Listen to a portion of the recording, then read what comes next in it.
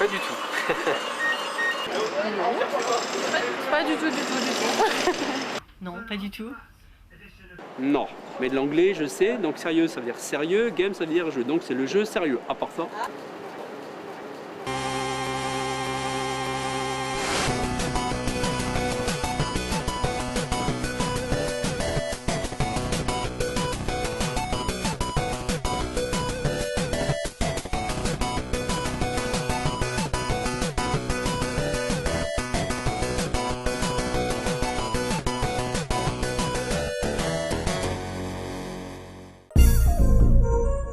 Le serious game, c'est l'utilisation des techniques du jeu vidéo dans des domaines dits sérieux.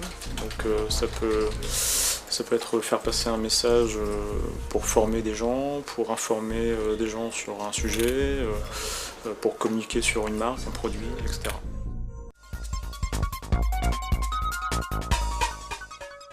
Donc moi je suis game designer.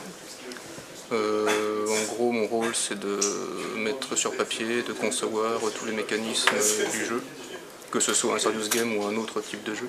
Notre travail de game designer ça va être d'établir un système de progression, une boucle de jeu qui va justement conduire cet apprentissage de comment on va délivrer le contenu de manière avec une progression intéressante, commencer par les bases, aller plus en plus en profondeur. Le concepteur pédagogique, en fait, il est là sur un projet d'e-learning ou de serious game pour veiller à ce que l'objectif de formation soit bien respecté. Donc au sein de CCCP, je suis assistant marketing, je travaille un peu sur la communication en général, surtout sur la partie serious game notamment, où je m'occupe que ce soit en fait de contacter des clients, promouvoir les jeux qu'on a déjà faits, essayer de trouver effectivement des personnes à qui les vendre, des nouveaux projets aussi à réaliser.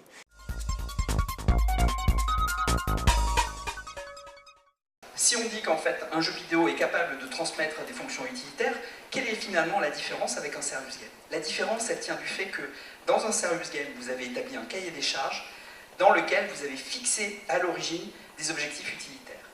Par contre, quand on est face à un jeu vidéo, si vous assignez des fonctions utilitaires, vous le faites après coup.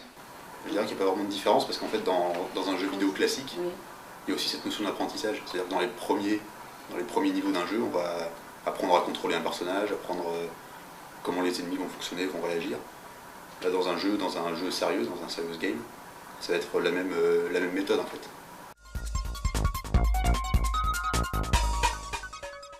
On a eu l'occasion de voir des exercices de serious game qui sont faits par des orthophonistes où on travaille sur des tablettes, tout ce style de choses qui permettent vraiment de toucher une cible qu'on n'arrivait pas à toucher avant, et ça se limite plus seulement au cadre professionnel. Et ça c'est une vraie avancée, à mes yeux en tout cas, de pouvoir utiliser le jeu vidéo dans un univers médical. Ludomédic, c'est donc un projet qu'on a développé pendant 2 ans et demi, presque 3 ans. L'idée de base, c'était donc de faire un serious game pour les enfants, mais aussi leurs familles, pour expliquer, dédramatiser les parcours de soins à l'hôpital. L'idée, c'est de démystifier à la fois l'hôpital, les intervenants, mais aussi la maladie, tout en apportant des informations importantes à l'enfant, et au travers d'un jeu qui va prendre plaisir à jouer, à découvrir, des quêtes, des jeux de cartes, etc., en plus des messages importants qu'on a à lui faire passer. Comme ça se présente, c'est vraiment un jeu d'aventure comme les enfants ont l'habitude de les voir sur leur console habituelle. On a un petit personnage, on est accompagné d'un petit lémurien, cyberlémurien à queue luminescente exactement, qui nous suit partout et qui nous donne des informations sur l'hôpital. Là on va par exemple aller passer une IRM. Donc c'est un petit jeu d'adresse où il faut garder la bille noire ici au centre du cercle. On a comme ça pour chaque parcours différents messages qui passent vraiment sous forme d'un mini-jeu spécifique et qui ne sont pas seulement des dialogues ou des animations justement. Les e-Virtuoses, c'était l'événement international de référence en matière de serious game. 2 objectifs. Le premier, c'est de promouvoir l'usage du serious game, vulgariser son utilisation. Et le second, c'est d'évaluer, mesurer l'impact du serious game.